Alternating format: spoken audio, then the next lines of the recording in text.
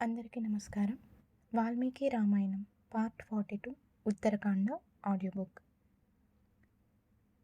ఎంతగానో సంతోషించిన బ్రహ్మదేవుడు నీవు రాక్షసునిగా జన్మించినప్పటికీ స్వభావత ధర్మ మార్గానువర్తుడైనందుకు నీకు దేవేంద్రుని స్థాయిలో అమృతతత్వాన్ని ప్రసాదిస్తున్నాను అన్నాడు.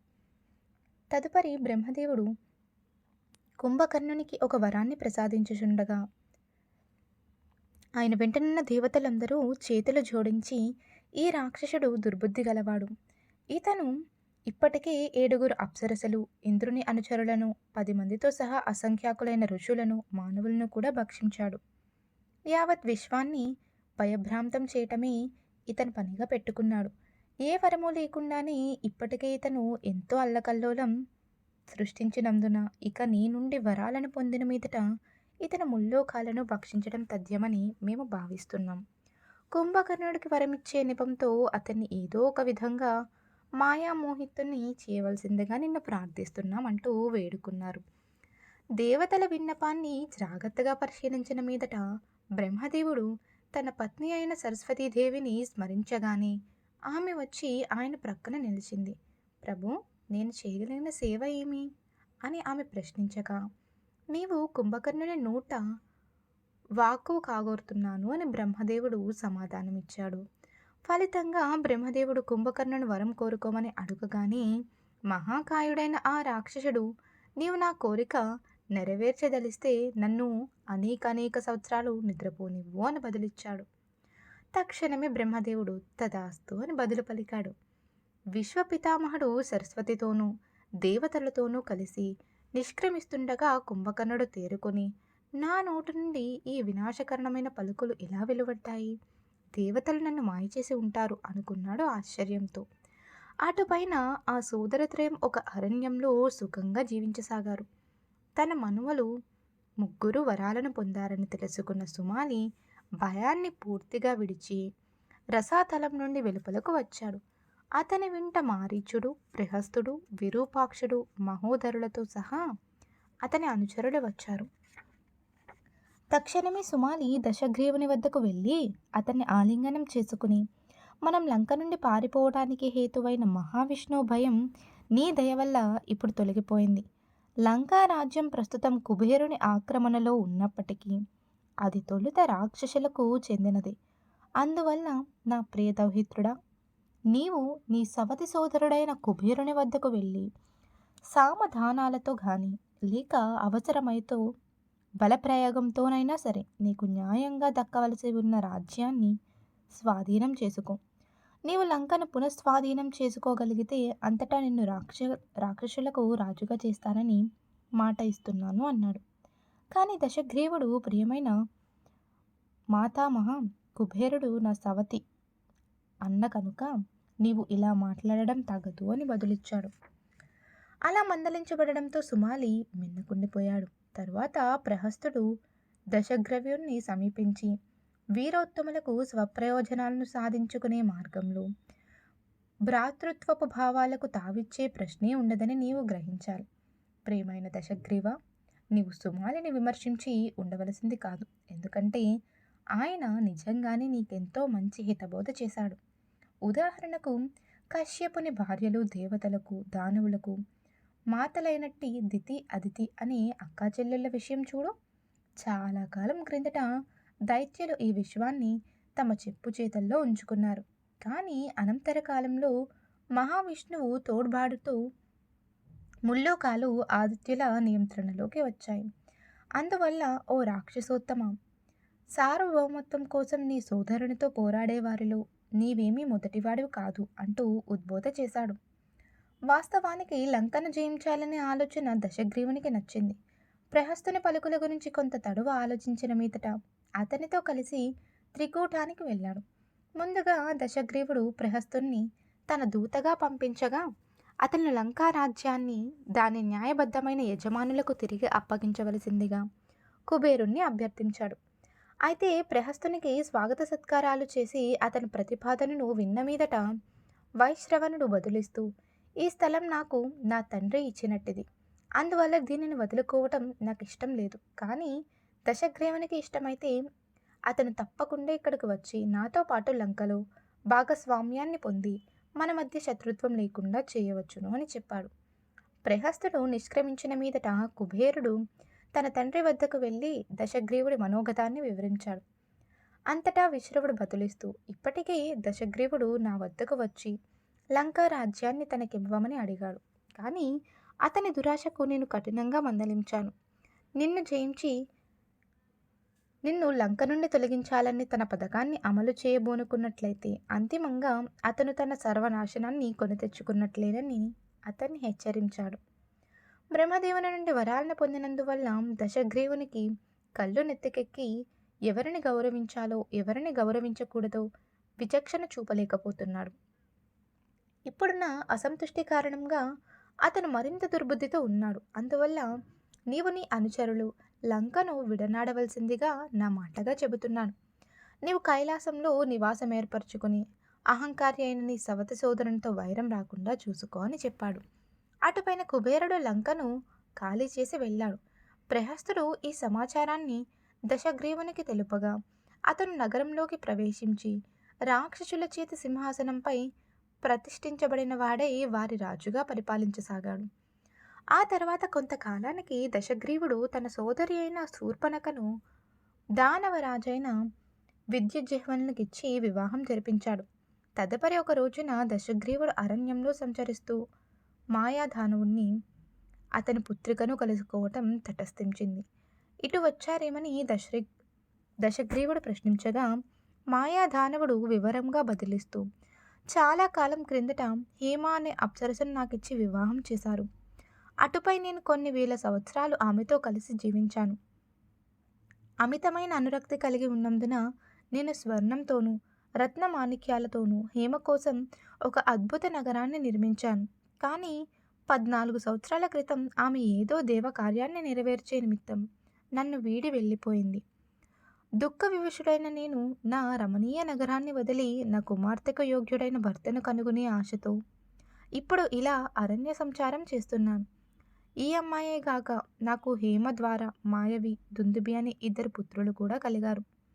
ఇంతకీ మీరెవరో ఇక్కడికి ఎందుకు వచ్చారో ఇప్పుడు నేను తెలుసుకోవచ్చునా అని అన్నాడు. తన నూతన పరిచితుడు ఒక విఖ్యాతుడైన ఋషి యొక్క పుత్రుడని తెలియగాని మాయాదానవుడు తన కుమార్తెను అతనికి ఇవ్వాలని నిర్ణయించుకున్నాడు. అలా మండోదరి దశగ్రీవుణ్ణి వివాహమాడింది. అంతటా మాయాదానవుడు తానెంతో గొప్ప తపస్సు చేసి సాధించుకున్న ఒక అద్భుతమైన శూలాన్ని తన అల్లునికి ఇచ్చాడు. అనంతర కాలంలో లక్ష్మణుని తీవ్రంగా గాయపరిచినది అదే. కొంతకాలం తర్వాత దశగ్రీవుడు బలి మహారాజు యొక్క మనుమరాలైన వజ్రవలను కుంభకర్ణునికి, ఒక గంధర్వరాజు యొక్క కుమార్తె విభీషణునికి వివాహమాడేలా ఏర్పాటు చేశాడు. అంతటి మండోదరి మేఘనాథునికి జన్మనిచ్చింది. అనంతర కాలంలో అతనే ఇంద్రజిత్తుగా పేరుగాంచాడు. తరువాత కొంతకాలానికి బ్రహ్మదేవుని శాప ఫలితంగా కుంభకర్ణునికి నిద్రమత్తు ఆవహించసాగింది. అంతటా అతను తన కోసం 16 మైళ్ళ పొడవు 8 మైళ్ళ వెడల్పు ఉన్న ఒక ప్రసాదాన్ని స్ఫటిక స్వర్ణమయ స్తంభాలతోనూ విలువైన రత్నమాణిక్యాలు పొదగబడిన సోపాన పంక్తులతోనూ నిర్మించవలసిందిగా దశగ్రీవుణ్ణి అభ్యర్థించాడు. ఆ తర్వాత కుంభకర్ణుడు తన ప్రాసాదంతో ప్రవేశించి వేల సంవత్సరాల పాటు నిద్రకు ఉపక్రమించాడు. ఈలోగా గర్వితుడైన దశగ్రీవుడు దేవతలను, ఋషులను విచ్చలవిడిగా వధించసాగాడు. దివ్యలోకపు నందనవనాలన్నింటినూ ధ్వంసం చేయసాగాడు. అనతి కాలంలోనే కుబేరునికి తన సవతి తమ్ముడు దిగజారిన విషయం తెలిసి వచ్చింది. అందువల్ల తన కుటుంబ వాత్సల్యంతో దశగ్రీవునికి అతని దుష్ట విధానాలను విడనాడవలసిందిగా సలహా ఇస్తూ ఒక దూత ద్వారా ఇలా సందేశాన్ని పంపించాడు. ఒకప్పుడు పరమశివుడు సతీ సమేతంగా హిమాలయాల్లోని ఒక పర్వత శిఖరం మీద కూర్చుని తపోమగ్నుడై ఉండటాన్ని నేను చూడటం తటస్థించింది.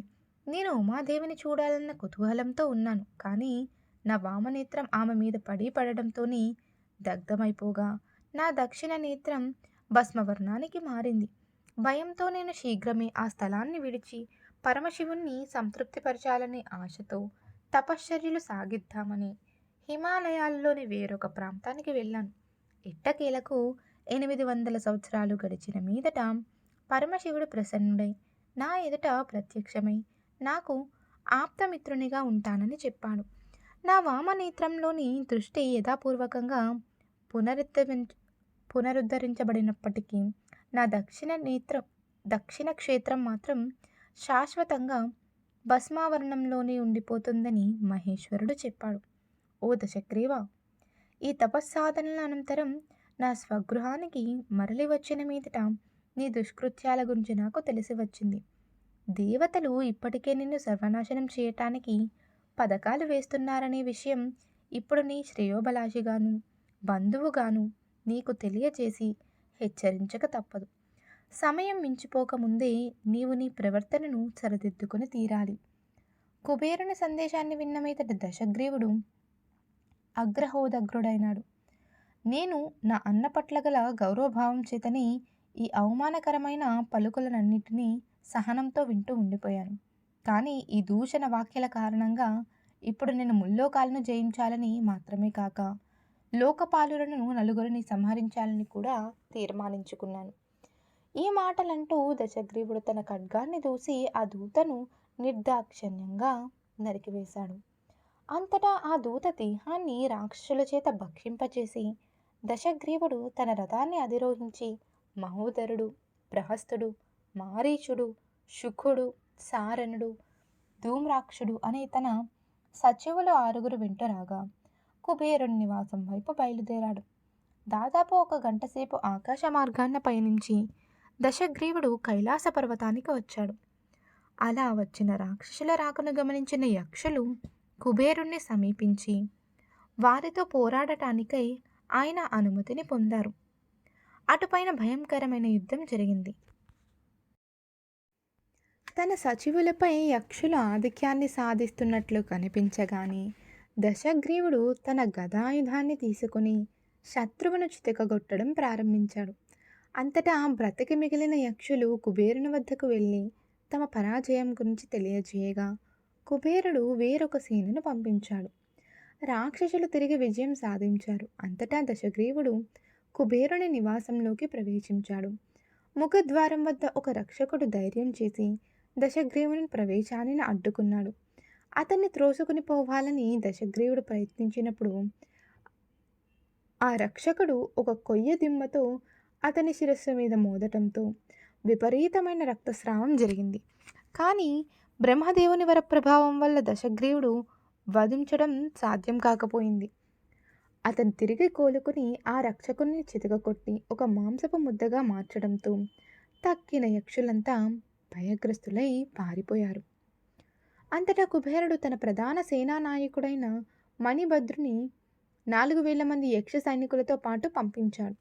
అప్పుడు జరిగిన యుద్ధంలో కొద్ది సమయంలోని ప్రహస్తుడు 1000 మంది యక్షులను, మహోదరుడు 1000 మందిని, మారీచుడు 2000 మందిని వధించారు. అప్పటికి మణిభద్రుడు ధూమ్రాక్షునిపై దాడి చేసి స్పృహ కోల్పోయేలా చేశాడు. అంతటా దశగ్రీవుడు దానికి ప్రతిక్రియగా మణిభద్రుని కిరీటంపై కొట్టడంతో అతను ప్రక్కకు మళ్ళవలసి వచ్చింది. సరిగా అప్పుడే కుబేరుడు గదాయుధాన్ని చేబూని రంగంలో ప్రత్యక్షమైనాడు. అతని వెంట అతని సచివులైన శుక్రుడు, ప్రౌష్టపదుడు అనే 2 పాటు సంపదకు అధిదేవతలైన పద్ముడు, శంకుడు అనే 2 దేవతలున్నారు. కుబేరుడు దశగ్రీవునితో, నీవు గర్వంతో ఉచితానుచితాలను పట్టించుకోకుండా అత్యంత పాపాత్మునివై ప్రవర్తించావు కనుక నిన్ను శీఘ్రమే నరకానికి పంపించి నీకు తగ్గ ఫలితాన్ని అనుభవించేలా చేస్తాను అంటూ సవాలు విసిరాడు. తమ ప్రభువు ఈ విధంగా నిందించబడటం చూచి ధైర్యాన్ని కోల్పోయిన రాక్షస సచివులు పారిపోగా కుబేరుడు ముందుకు దూసుకువచ్చి దశగ్రీవుని శిరస్సుపై తన గదాయుధంతో మోదాడు. అయితే దశగ్రీవుడు ఏమాత్రం కలవరపడలేదు. ఇద్దరూ ఒకరినొకరు కొట్టుకుంటూనే ఉన్నారు. చివరకు ఇరువురిలో ఎవ్వరిది పైచేయి కాకపోవడంతో దశగ్రీవుడు రాక్షస మాయలను ప్రయోగించబోనుకున్నాడు. అతను వ్యాఘ్రం, మేఘం, పర్వతం, సముద్రం, యక్షుడు వంటి వివిధ రూపాలను ధరించాడు. చివరకు దశగ్రీవుడు తన బృహత్తర గదాయుధంతో కుబేరుని శిరస్సు మీద కొట్టగా విస్తారంగా రక్తస్రావానికి గురి అయి ఆ ధనాధిపతి స్పృహ కోల్పోయాడు. అంతటా పద్ముడు, శంకుడు తదితర యక్షులు కుబేరుణ్ణి వేగంగా యుద్ధభూమి నుండి తరలించి సపర్యలు చేసి తిరిగి స్పృహ తెప్పించారు. తన ఘన విజయానికి సంతుష్టుడైన దశగ్రీవుడు పుష్పక రథాన్ని స్వాధీనం చేసుకున్నాడు. అతను ఆ రథాన్ని అధిరోహించి హిమాలయాల్లో బంగారు వన్నెగల దట్టమైన రెల్లు పొదలు ఉన్న కార్తికేయుని జన్మస్థానానికి బయలుదేరాడు. అయితే ఆకస్మికంగా పర్వతాల మీద పుష్పక రథయానం నిలిచిపోయి ఇక ముందు కదలలేదు. అంతటా దశగ్రీవుడు ఆశ్చర్య దృక్కులతో నిలబడగా ఆకస్మికంగా అతని ఎదుట నందీశ్వరుడు ప్రత్యక్షమైనాడు. పరమశివుని యొక్క అంతరంగిక సేవకుడు మరుగుజ్జుగాను, వికృత రూపుడుగాను, కర్వాటుడుగాను, మొత్తం మీద చూడటానికి భయంకరంగా ఉన్నాడు. నందీశ్వరుడు దశగ్రీవునితో, ఈ పర్వతం మీద శంకర భగవానుడు క్రీడిస్తున్నాడు కనుక నీవు తక్షణమే వెనుదిరగాలి అని ఆదేశించాడు. ఈ మాటలకి దశగ్రీవుడు క్రుద్ధుడైనాడు. తన రథం మీద నుండి దిగుతూ ఈ శంకరుడెవరు అని ప్రశ్నించాడు. అంతటా దశగ్రీవుడు పైకి చూడగా పరమశివుని సమీపాన ఒక జ్వలించే శూలాన్ని తన చేత పెట్టుకుని వానర ముఖంతో ఉన్న నంది కనిపించాడు. పరమశివుని వృషభ వాహనం ఈ రూపంలో కనిపించేసరికి దశగ్రీవుడు అమితమైన చులకన భావంతో ఫక్కుమని నవ్వాడు. నంది ఆగ్రహంతో, భవిష్యత్తులో శక్తిమంతులైన వానరులు జన్మించి నీ జాతినంతటిని నిర్మూలిస్తారు. నేను కోరుకుంటే నిన్ను ఈ క్షణమే వధించగలను, కానీ నీ దుష్కృత్యాల చేతనే నిన్ను సర్వనాశనం కానిస్తాను అంటూ దశగ్రీవుణ్ణి శపించాడు. అయితే దశగ్రీవుడు నంది మాటలను లక్ష్య పెట్టకుండా, నీవు దురుసుగా నా రథాన్ని ఆపావు గనుక నీ స్వామి అయిన శంకరుణ్ణి వధించి ఇప్పుడు ప్రతీకారం తీర్చుకుంటాను అంటూ బదులిచ్చాడు. దశగ్రీవుడు తన చేతులను పర్వతం క్రింద ఉంచి దానిని పైకి లేవసాపాడు. అంతటా ఈ పర్వతం తీవ్రస్థాయిలో ఊగిసలాడగా పార్వతీ తూలి తన స్వామిని దృఢంగా కరుచుకుంది. అంతటా మహాదేవుడు తన కాలి బురటన వేలుతో పర్వతాన్ని క్రిందకి నొక్కటంతో దాని క్రింద దశగ్రీవుని చేతులు నలిగిపోయాయి. దుర్భరమైన వేదనతో దశగ్రీవుడు రోదించడంతో ఆ రోదన ధ్వనికి మొత్తం ముల్లోకాలు కంపించి తన లోకంలో నడుస్తున్న దేవేంద్రుడు తూలిపడటం జరిగింది. దశగ్రీవుని సచివులు తమ ప్రభువు యొక్క దైన్య స్థితిని చూచి ఆశుతోషునిగా ఖ్యాతిగాంచిన పరమశివుణ్ణి ఆశ్రయించవలసిందిగా అతనికి సలహా ఇచ్చారు. గత్యంతర లేకపోవడంతో దశగ్రీవుడు తల వంచి సామవేద గీతాలను పఠిస్తూ మహాదేవ భగవానుణ్ణి కీర్తించసాగాడు. అలా పరమశివుడు పర్వతాగ్రాన్న ఆసీనుడై ఉండగా 1000 సంవత్సరాలు గడిచాయి. అంతటా మహాదేవుడు ప్రసన్నుడై దశగ్రీవుడు తన చేతులను తీసుకొనగలిగే విధంగా తన బొటనవ్రేలి ఒత్తిడిని తొలగించాడు. తన చేతులు నలిగిపోతుండగా దశగ్రీవుడు చేసిన భీకరమైన ఆర్తనాదాల కారణంగా పరమశివుడు అతనికి రావణుడనే పేరు ఇచ్చాడు.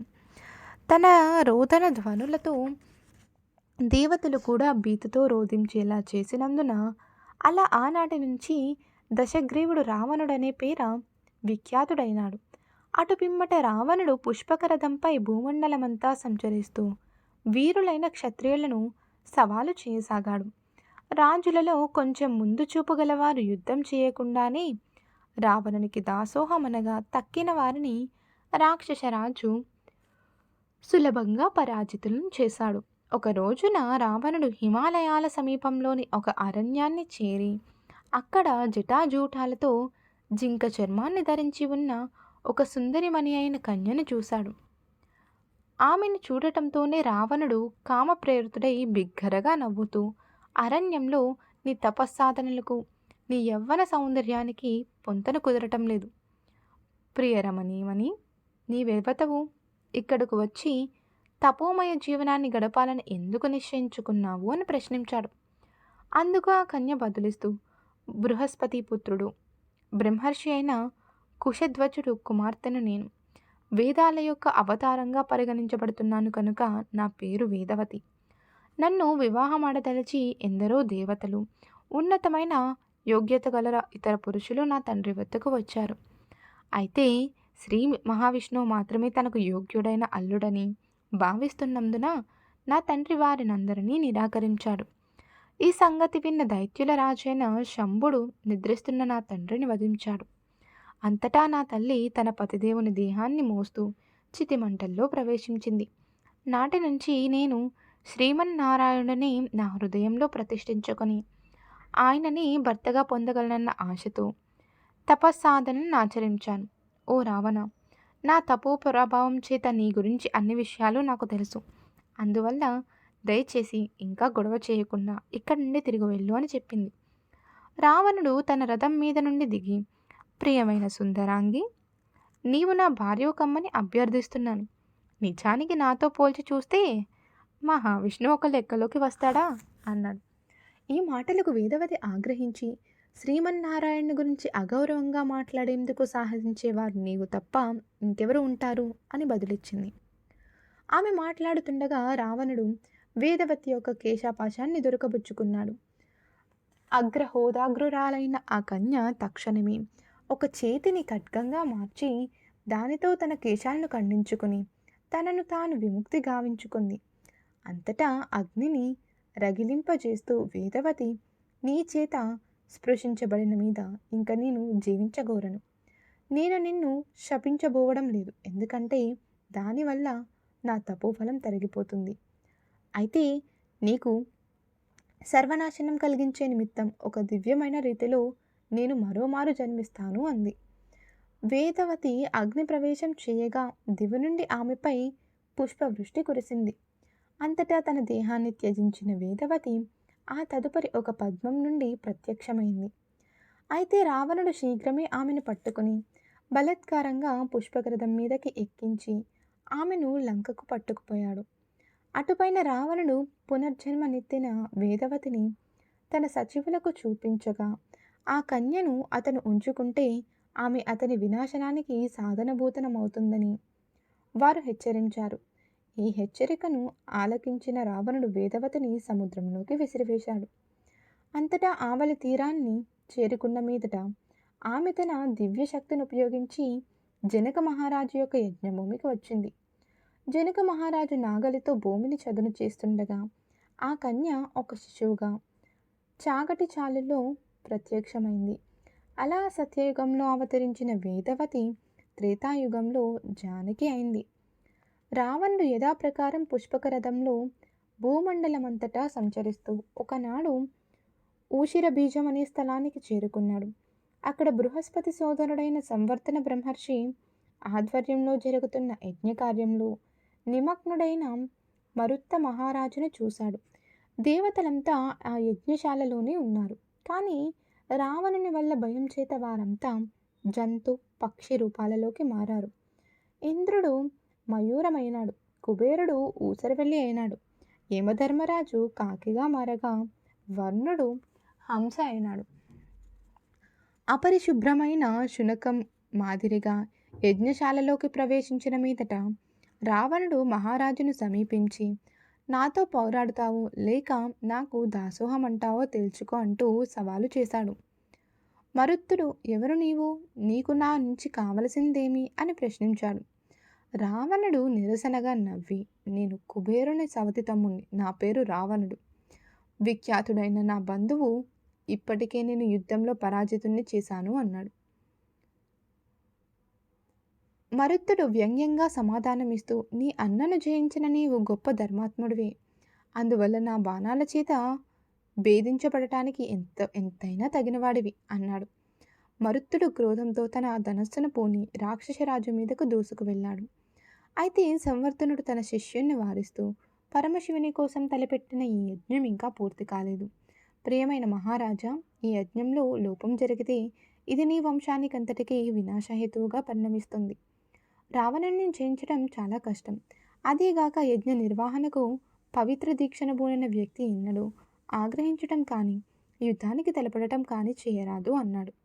ఈ మాటలతో శాంతించిన మరుత్తు మహారాజు తన ధనస్సును పక్కన పడవేశాడు. అతను తిరిగి కూర్చునగా రావణుడు యజ్ఞ కార్యంలో పాల్గొనడానికి వచ్చిన ఎందరో ఋషులను భక్షించడం ప్రారంభించాడు. రావణుడు నిష్క్రమించిన తర్వాతనే దేవతలు తమ తమ సాధారణ రూపాల్లోకి తిరిగి మారారు. అంతటా ఇంద్రుడు మయూరాలకు తిరిగి ఎన్నడూ సర్పభయం లేకుండా వరమిచ్చాడు. అంతేకాక అప్పటి వరకు పూర్తిగా నీలిరంగుతో ఉన్న మయూరాల దేహంపై తన సహస్ర నేత్రాలను పోలిన చిహ్నాలు ఏర్పడేలా చేశాడు. అందువల్లనే ఇంద్రుడు వర్షాలు కురిపించినప్పుడల్లా మయూరాలు ఆయన పట్ల తమకున్న ప్రేమాభిమానాల సూచకంగా నృత్యం చేస్తుంటాయి. ఇతర జీవులకు కలిగే సామాన్య వ్యాధులేవి కాకులకు సంక్రమించకుండా యమధర్మరాజు వాటికి వరమిచ్చాడు. దీనికి తోడు తమను మానవులు చంపనంత కాలం అవి జీవించి ఉండేలా కూడా కాకులకు వరమిచ్చాడు. ఇప్పుడు కాకులకు ఆహారం పెడితే యమలోకంలో నివసిస్తున్న వారికి ఆ చర్య వల్ల సంతృష్టి కలుగుతుంది. అంతకుముందు హంసలన్నీ తెల్లగా ఉండేవి కాదు. అయితే వరుణుని వరప్రసాదం వల్ల అవన్నీ నురగవలే ధవల వర్ణాన్ని సంతరించుకొని జలక్రీడల్లో మహదానందాన్ని అనుభవించసాగాయి. చివరగా కుబేరుడు ఊసరవెల్లికి స్వర్ణ ఛాయ కలిగేలా వర్ణం ప్రసాదించాడు. అటు పిమ్మట దేవతలంతా తమ తమ నివాసాలకు నిష్క్రమించారు. రావణుడు గొప్ప రాజులందరినీ తనతో పోరాడమని లేదా తనకు లొంగిపోమ్మని సవాలు చేస్తూనే ఉన్నాడు. పేరెన్నిక కన్న పాలకులందరూ పోరాడకుండానే పరాజయాన్ని స్వీకరించారు. ఒక రోజున రావణుడు అయోధ్యకు వచ్చాడు. అతను అనరణ్య మహారాజును సవాలు చేయగా ఆ రాజు పెద్ద సైన్యంతో తన రాజధాని నుంచి వెలుపలకు వచ్చాడు. అనరణ్యుని సేనలను రాక్షసులు పూర్తిగా వధించినప్పటికీ మహారాజు స్వయంగా మారీచ, శుక, సారణ, ప్రహస్తులను తీవ్రంగా గాయపరిచి వారు యుద్ధ భూమి నుండి పారిపోక తప్పని స్థితి కల్పించాడు. అంతటా అనరణ్య మహారాజు రావణుని శిరస్సుపై 800 బాణాలను వర్షించాడు. కానీ రాక్షసరాజు ఆ దాడి వల్ల కొంచెమైనా గాయపడలేదు. రావణుడు శీఘ్రమే ముందుకు దూసుకువచ్చి అనరణ్యుని శిరస్సుపై హస్తప్రహారం చేయగా ఆయన ప్రాణాపాయకరంగా గాయపడి నేలపై కూలాడు. మరణించడానికి సిద్ధంగా ఉన్న మహారాజు, భవిష్యత్తులో నా వంశంలో జన్మించే రాముడనేవాడు నీ వినాశనానికి కారకుడవుతాడు అంటూ రావణుని శపించాడు. మహారాజు ఈ మాటలు అంటుండగా దివి నుండి ఆయనపై పుష్పవర్షం కురిసింది. దేవతలు తమ దుందుబులను మ్రోగించడం వినవచ్చింది. అనరణ్య మహారాజు తన దేహాన్ని త్యజించగా రావణుడు అక్కడి నుంచి నిష్క్రమించాడు. ఈ తర్వాత ఒక రోజున గగన మార్గాన్న పయనిస్తున్న నారద మహర్షిని రావణుడు కలుసుకోవడం తటస్థించింది. రావణుడు అత్యంత వినయంగా ఆయనకు అభివాదం చేయగా తన వంతుగా నారదుడు రాక్షసరాజు యొక్క సాహస కృత్యాలను ఘనంగా కీర్తించాడు. ఓ రాజా, నీవెంతో శక్తివంతుడు అయినందున నీవు గొప్ప దేవతలను సైతం జయించగలవు. మానవులను నిర్మూలించాలని ప్రయత్నిస్తావెందుకు? నిత్యం ఎన్నో జీవన సమస్యలతో కొట్టుమిట్టులాడుతూ ఇప్పటికే అత్యంత దురదృష్టవంతులైన ఈ నిర్భాగ్య మానవులను నీవు వధించటం సమంజసం కాదు అన్నాడు నారదుడు. అందుకు రావణుడు సమాధానమిస్తూ, ఓ మహర్షి, నీవు చెప్పింది నిజమే. నేను మొత్తం ముల్లోకాలను జయించదలిచినందున ఇక నేను మానవులను వదిలేసి మృత్యుదేవతలైన యమధర్మరాజుపై దాడి చేస్తాను అన్నాడు. ఇలా నిశ్చయానికి వచ్చిన రావణుడు తక్షణమే దక్షిణ దిశగా బయలుదేరాడు. నారదునిలో కుతూహలం రేకెత్తింది. రావణుడు నిజంగానే యమధర్మరాజుని ఓడించగలుగుతాడా? అలా చేస్తే పాత వ్యవస్థ స్థానంలో అతను నెలకొల్పే విశ్వ వ్యవస్థ ఏ తీరున ఉంటుందో అనుకున్నాడు. అందువల్ల జరగనున్న యుద్ధాన్ని వీక్షించడానికై నారదుడు శీఘ్రమే యమధర్మరాజు నివాసానికి వెళ్ళి రావణుని కంటే ముందే అక్కడకు చేరుకున్నాడు. మృత్యుదేవుడు నారదుని సాదరంగా స్వాగతించి, ఓ దివ్య ఋషిపుంగవ, నీ రాకకు కారణమేమి అని ప్రశ్నించాడు. నారదుడు బదులిస్తూ రావణుడు నిన్ను యుద్ధంలో జయించగోరి ఇటే వస్తున్నాడు అని చెప్పాడు.